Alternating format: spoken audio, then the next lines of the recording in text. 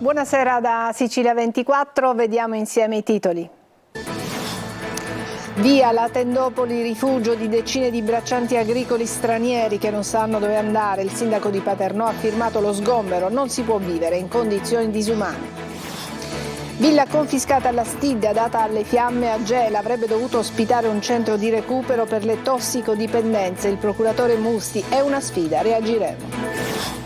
Picchiato e minacciato di morte a Catania per non aver pagato un debito di 3.000 euro legato alla droga. La polizia arresta 2 persone al villaggio Sant'Agata. No al patteggiamento della pena per l'ex preside antimafia della scuola Falcone dello Zen a Palermo e per il suo vice, arrestati per peculato e corruzione.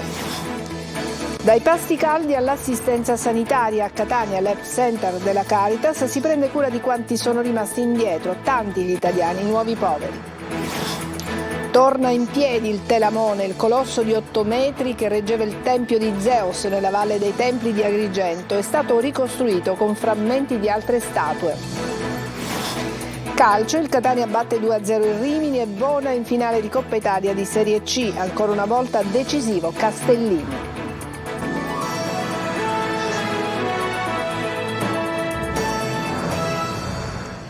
Bentrovati. Il sindaco di Paternò ha firmato un'ordinanza per sgomberare la baraccopole di Ciappe Bianche dove vivono centinaia di braccianti stranieri. Il primo cittadino spiega: non si può vivere in condizioni disumane, ma gli extracomunitari non sanno dove andare. Emanuela Corsi. Dove vive? Vieni qua, vieni qua. Vieni qua. Lui si chiama Radwan, ha 25 anni e arriva dal Marocco, come la maggior parte delle persone che vivono nella baraccopoli di Paternò, dove siamo tornati con le nostre telecamere. Così qua, no bello. E qua non mangiare, no doccia. Ci mostra quella che ancora per poco sarà la sua casa. Il sindaco Naso, infatti, con un'ordinanza ha disposto lo sgombero di tutta l'area. Perché polizia tutti goi? Io ho ragazzi qua, ragazzi dormire in strada, io dormire in strada, freddo. Il primo cittadino ci spiega i motivi dell'ordinanza: restituire dignità a chi vive in condizioni disumane e ripristinare la legalità. Questa è una storia che però va avanti da tanti anni. Come mai oggi questo sgombero? C'è uno stato di avanzamento di questa attività e non possiamo veramente stare con gli occhi chiusi di fronte a un problema che è un problema di tutti. Dove andranno a vivere? E naturalmente si devono regolarizzare e quindi sarà poi gli enti sovrastanti a trovargli l'alloggio. Devono vivere civilmente come deve vivere un essere umano. Al momento però sembra che manchi una soluzione alternativa e dopo lo sgombero c'è il rischio concreto che molti extracomunitari finiscano per strada. Intanto c'è chi fornisce pasti caldi, aiuti e da tempo segnala una situazione che va avanti ormai da anni. Sono rammaricato, che vi devo dire? Rammaricato perché forse bisognava parlarne prima. L'omicidio allo Sperone di Palermo: alcuni testimoni avrebbero raccontato che più di 2 persone avrebbero preso parte alla spedizione punitiva che ha scatenato poi la catena di violenza sfociata nell'omicidio di Giancarlo Romano e al ferimento di Alessio Salvo Caruso, e dunque caccia anche ad altri uomini che potrebbero avere avuto un ruolo nella sparatoria finita con l'uccisione di Romano.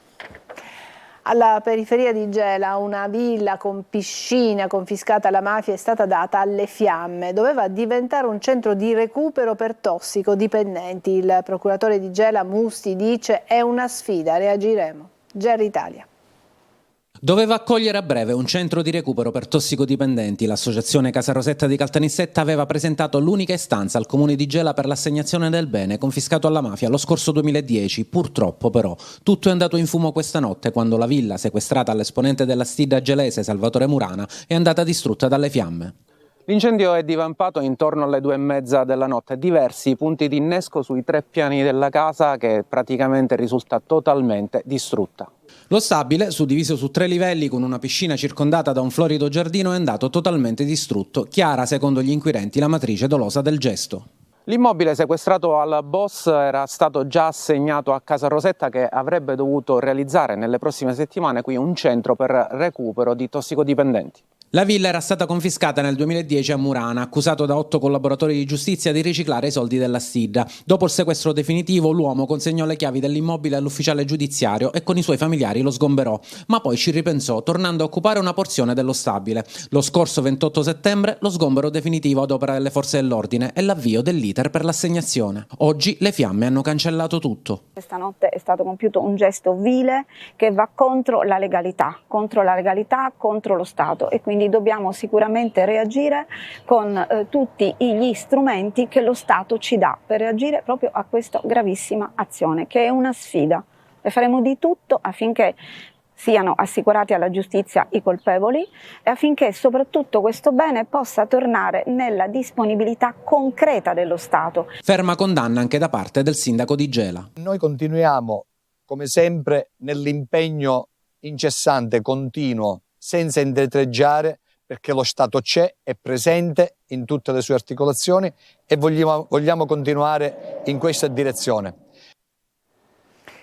Picchiato e minacciato di morte a Catania per non avere pagato un debito di 3.000 euro legato alla droga. La squadra mobile ha arrestato 2 persone al villaggio Sant'Agata. Roberta Lunghi. Picchiato e minacciato di morte per un debito di 3.000 euro legato al mondo della droga. È accaduto il 28 gennaio a Catania, al villaggio Sant'Agata, e la vicenda è stata ricostruita dagli agenti della squadra mobile che hanno arrestato 2 uomini di 38 e 33 anni per tentata estorsione aggravata dall'avere commesso il fatto in più persone riunite all'interno di un'abitazione. È tarda notte quando la vittima rientra a casa scortato dai 2 che, secondo gli investigatori, hanno avvicinato l'uomo pretendendo il pagamento del debito, ma dopo il rifiuto sarebbe scattata l'aggressione. Prima avrebbero messo a soqquadro il suo appartamento e, non trovando denaro, avrebbero preso a pugni in faccia il debitore, trascinandolo a forza fuori dall'edificio e togliendogli il cellulare. Le investigazioni, scaturite da una segnalazione giunta al 112 intorno alle 3:30, si sono svolte grazie all'incrocio delle dichiarazioni di testimoni e della disamina delle riprese dei sistemi di sorveglianza. Il presidente della regione siciliana Renato Schifani è stato nominato con decreto del Presidente del Consiglio dei Ministri commissario straordinario per il completamento in Sicilia della rete impiantistica integrata del sistema di gestione dei rifiuti. L'incarico avrà una durata di 2 anni ed è prorogabile o rinnovabile. La nomina arriva dopo l'approvazione della relativa norma nell'ambito del decreto energia. E il GUP Andrea Innocenti ha condannato a 1 anno e 4 mesi uno dei 13 tifosi del Palermo rinviati a giudizio per l'incendio a Monte Pellegrino innescato con fumogeni e razzi accesi durante un incontro di calcio. Il gruppo aveva cercato di assistere all'incontro Palermo-Avellino lo scorso maggio. Salendo sul monte che sovrasta la città, durante la partita erano stati accesi dei fumogeni che hanno provocato un incendio boschivo vicino alle antenne radio-televisive. A Palermo respinta la richiesta di patteggiamento per Daniela Loverde, l'ex preside della scuola Falcone dello Zen, e per il suo vice Daniela Agosta, coinvolti nello scandalo sulla gestione dei fondi europei destinati ai progetti per gli studenti. Giusy Lazzara. Si apre un altro capitolo nella vicenda giudiziaria che coinvolge Daniela Loverde, l'ex preside della scuola Giovanni Falcone dello Zen di Palermo. Respinta la richiesta di patteggiamento per lei e del suo vice, Daniele Agosta, per lo scandalo sulla gestione dei fondi europei. C'è stato un errore nel calcolo della pena, fissata ad 1 anno e 10 mesi. Il giudice per l'udienza preliminare ha restituito gli atti al pubblico ministero. Ora toccherà alla difesa presentare una nuova istanza di patteggiamento. È stata accolta invece la richiesta di patteggiamento a 11 mesi di Alessandra Conigliaro, dipendente del negozio di elettronica che, in cambio di regali ai 2 dirigenti scolastici, avrebbe ottenuto in esclusiva e in assegnazione diretta le forniture dalla scuola. Loverde e Agosta si sarebbero anche appropriati del cibo destinato alla mensa degli alunni e a un progetto di inclusione. I carabinieri, che avevano piazzato microspie, hanno ripreso la dirigente mentre usciva con i sacchetti della spesa dalla scuola. Dal laboratorio di cucina al calcetto sono stati diversi progetti extrascolastici organizzati alla scuola Falcone. Solo sulla carta, però, le intercettazioni dei carabinieri svelarono che i fogli di presenza sarebbero stati falsificati. E a Siracusa siamo stati a bordo della Ocean Viking, la nave che soccorre i migranti. Francesco Aloi. La Ocean Viking è ferma nel porto grande di Siracusa, una nave della ONG SOS Méditerranée che per molti rappresenta la vita. Da qui ogni anno si salvano migliaia di persone. Quando i migranti vengono salvati salgono qui a bordo da questo accesso. Chi guida la nave deve fare molta attenzione. Spesso i migranti cadono in mare ed il rischio di travolgerli non è poco. Qui voi tracciate la rotta per soccorrere. Sì, questo è il sistema principale di plotting, praticamente per individuare dove siamo e l'area in cui andiamo a operare. Gioie e dolori. Chi opera a bordo vede sia la morte che la vita. Qui addirittura sono nati bambini. Soccorriamo bambini anche a volte piccolissimi. Il bambino più piccolo che abbiamo salvato l'inverno scorso aveva appena 17 giorni ed era in mare da 5 giorni. Ma il Mediterraneo resta un grande cimitero, 22.000 i morti dal 2014, 2.500 soltanto nell'anno appena trascorso. SOS Méditerranée non ci sta e lancia una petizione in vista delle europee. Chiediamo la sospensione di tutte quelle misure che ostacolano e criminalizzano il soccorso in mare, come il decreto Piantedosi. E intanto, dopo ben 7 anni, si è chiuso il processo contro 3 ONG, Jugendrettet, Medici Senza Frontiere e Save the Children. 21 gli imputati che erano stati accusati di avere rapporti con i trafficanti. Adesso però è arrivata la sentenza. Non è stato commesso nessun reato. Dai pasti caldi all'assistenza sanitaria, l'Help Center della Caritas a Catania si prende cura degli ultimi, fra loro anche tanti italiani. Tonino Demana è andato a visitare il nuovo ambulatorio. La ragazza somala frustata e picchiata a sangue sul barcone. L'anziano con la bronchite, extracomunitari medicati con profonde ferite da taglio, i nuovi poveri italiani che si affidano alla Caritas. L'ambulatorio dell'Help Center di Catania li accoglie tutti nei locali di Piazza della Repubblica a pochi passi dalla stazione ferroviaria. Medici ed operatori volontari si prendono cura di quanti bussano alla porta della Caritas trovando ospitalità, conforto ed assistenza sanitaria. Tra una visita e l'altra incontriamo Salvatore Maugeri, il medico confessore. Qualche mese fa, quando ci sono stati gli sbarchi qui a Catania, è venuta da noi una ragazza di 22 anni della Somalia e aveva la schiena tutta piena di ferite, ma veramente tremende. Io proprio ho pianto solo a vederla perché aveva avuto frustate nei barconi. Questa è una cosa tremenda. Quali sono le patologie più frequenti? Soprattutto qui le persone che dormono fuori, perché abbiamo anche un'unità di strada. Logicamente sono i problemi di polmoni, hanno bronchiti, soprattutto ferite. Maugeri lancia anche l'idea della rete del farmaco. Se avete farmaci che però siano di una certa buoni, li potete portare qui all'Help Center alla stazione, li analizziamo, se vanno bene saranno poi messi in circuito per persone che ne hanno bisogno. Non solo un pasto caldo, ma anche assistenza medica per i nuovi poveri, italiani che sono rimasti indietro, chi per aver perso il lavoro, chi per essere rimasto senza reddito di cittadinanza. Ora più che mai la necessità di un'assistenza sanitaria, soprattutto per le famiglie che chiaramente si trovano ad avere delle difficoltà nel sostenere delle spese mediche, nell'avere dei farmaci, tanti fratelli e sorelle stranieri che vengono e non hanno magari la residenza o che magari in questo momento non hanno l'assistenza sanitaria per il disbrigo dei documenti. Questa opportunità nasce proprio per la possibilità di curare. L'ambulatorio è aperto mercoledì, giovedì e sabato dalle 9 alle 11. Nella giornata sulle malattie rare, una madre palermitana, il calvario lungo 10 per garantire assistenza e cura alla sua bambina. Roberta Lunghi. Essere una mamma è una grande responsabilità, significa dare tutto ciò che hai, il tuo cuore, le tue forze, le tue energie, la tua grinta, il tuo amore. Non è facile raccontare la propria storia. Cira Maniscalco è una mamma palermitana che lotta da 10 anni per la salute della sua bambina, affetta dall'Arnold Chiari e da siringomielia, sindromi neurologiche che investono il sistema muscolo-scheletrico. Sono 2 tra le 6-8.000 malattie rare, molto diverse tra loro, ma spesso con comuni problemi di ritardo nella diagnosi, mancanza di cura, carico assistenziale. Solo in Sicilia sono 22.000 i malati rari del sistema neurologico. Nella giornata mondiale sulle malattie rare, Cira ha deciso di raccontarsi anche con un docufilm scritto e diretto dalla giornalista palermitana Veronica Fiminino. In Una mamma, il dolore, la forza, ma anche la rabbia.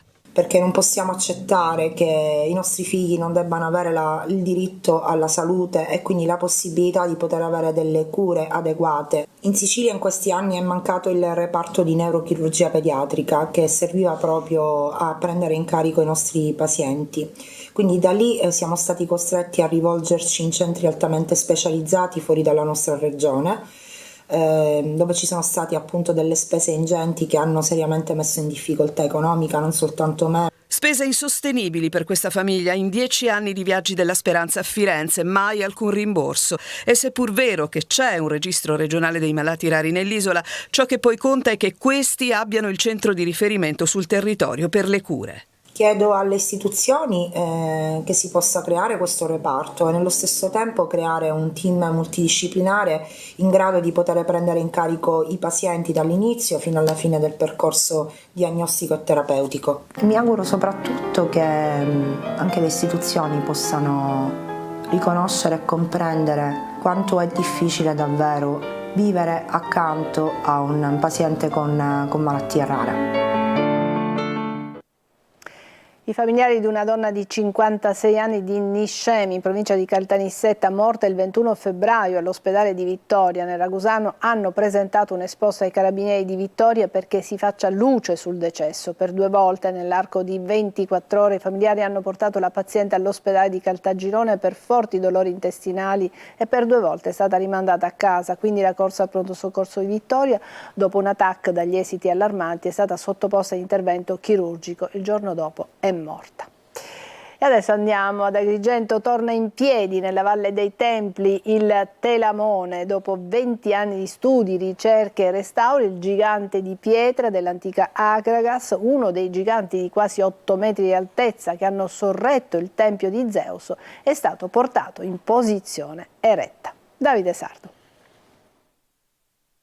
Dopo un letargo millenario, uno dei giganti Telamoni è stato risollevato dal sonno a nuova vita ed è stato svelato nella città di Agrigento, capitale della cultura italiana 2025. Il Telamone, per secoli a sostegno del maestoso tempio di Zeus Olimpio nella Valle dei Templi, risalente al V secolo a.C., è stato distaccato dall'imponente intelaiatura in acciaio Corten, alta circa 12 metri. Il gigante tufaceo, lo stesso materiale delle colonne doriche dei templi greci, è alto più di 8 metri e non è una copia, ma è frutto di un vero e proprio mosaico, combinando blocchi originali e frammenti scoperti già nel 1920 e conservati nell'area del tempio dove giacciono le rovine. Presente allo svelamento anche il governo regionale. Quello di oggi è uno stimolo a fare sempre di più, ad essere consapevoli di essere tutori di un patrimonio unico al mondo, che non soltanto dobbiamo valorizzare ma far conoscere a tutti i turisti che possano venire a trovarci. L'Istituto Germanico oggi è un punto di partenza dove possiamo ammirare nella sua fierezza e nella sua essere verticale parte di quel telamone che costituiva uno degli elementi principali del Tempio di Zeus. Una musealizzazione temporanea, domani si può smontare tutto e rimontarlo dove si riterrà più opportuno. Il colosso è un colpo d'occhio ammirabile da più zone e angolature. La Valle dei Templi, patrimonio UNESCO, si arricchisce di un altro gioiello. Adesso una breve pausa, ci vediamo tra poco.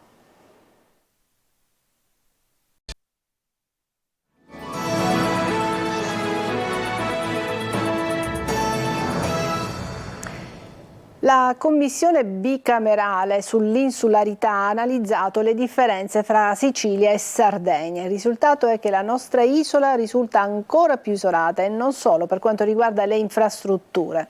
Francesco Triolo. È chiaro che c'è questo gap e deve essere eliminato, non perché lo dice Calderone ma perché lo dice la Costituzione. Per eliminarlo si deve pensare alle infrastrutture, alla continuità territoriale, alla sanità, all'istruzione, all'agricoltura, a tutto. Isole e isolate Sicilia e Sardegna, ma sembra quasi un paradosso vista la distanza dalla terraferma, dal continente, La Sicilia, tra le due, è ancora più isolata della Sardegna. L'analisi è stata condotta da una commissione bicamerale istituita per studiare le soluzioni per il contrasto degli svantaggi derivanti dall'insularità, della quale è presidente il deputato messinese Tommaso Calderone. Noi dobbiamo far sì che il legislatore ad ogni provvedimento e per ogni provvedimento emanato tenga conto della Sicilia e della Sardegna e degli svantaggi, perché è un discorso totalmente specioso e inutile dire e pensare, gli diamo 50 milioni, 80 milioni, 300 milioni l'anno. Non funziona così. Il capitolo più dolente è quello delle infrastrutture. L'accesso sia agli aeroporti che ai principali porti di interesse nazionale, specie quelli commerciali, rappresenta un fattore di dipendenza sia in termini di tempi, di costi, di frequenza, perché le imprese che forniscono i servizi di trasporto marittimo ed aereo spesso operano in regime di monopolio, determinando un aumento dei costi. Un gap pesante per la Sicilia rispetto alla media del 31,9% del Sud Italia, che potrebbe essere eliminato con politiche incisive per la riduzione dei costi di trasporto. Se costruiamo il ponte sullo Stretto e poi non pensiamo alla Messina-Palermo, alla Messina-Catania o a raddoppiare la linea ferrata, chiaramente non abbiamo concluso nulla. Anno bisesto, anno funesto, il 29 febbraio è una data che ritroveremo sul calendario solo tra 4 anni. Il proverbio popolare associa l'anno bisestile a superstizioni popolari, ma sentiamo Eva Spampinato. Anno bisesto? Anno funesto no, per carità. Non lo sapevo. 29 febbraio arrivano gli antichi proverbi popolari a ricordare la particolarità di questo anno bisestile che la tradizione vuole marchiato da sciagure e cattiva sorte. La singolarità dell'anno di 366 giorni infatti ha contribuito nei secoli ad alimentare una serie di credenze e superstizioni che lo hanno trasformato in un anno presumibilmente sfortunato. Ma la fortuna e la sfortuna non esiste. La vita è quella che è, ti accade tutto, a tutti accade tutto. Della serie non è vero ma ci credo, c'è chi comunque corre riparo. L'occhio di Allah per il malocchio. Fai qualcosa comunque per proteggerti da quest'anno bisestile? Sì, cerco di rispettare i miei buoni propositi che ho scritto il 31 dicembre passato. Occhio malocchio, prezzemolo finocchio. E come battizzo contro il malocchio. Lei ha mai avuto particolari sfortune negli anni bisestili? Che io mi ricordo, no. Eventi disastrosi come il terremoto di Messina o le stragi di Capaci e via D'Amelio avvennero negli anni bisestili. Ai tempi del Savonarola si temevano carestie ed epidemie e chissà che gli antichi non avessero ragione. Tipo 4 anni fa è scoppiato il Covid però vabbè, non lo so se è correlato, non lo so. Intanto c'è chi questo anno bisesto lo sta vivendo davvero in modo funesto. I Ferragnez. Loro tanto in faccia hanno preso l'anno bisestile. Tanto vale ricorrere agli antichi rimedi. Corno di bue, latte scremeto, proteggi questa casa dall'innomineto. E adesso una breve pausa, ci vediamo tra poco per il calcio.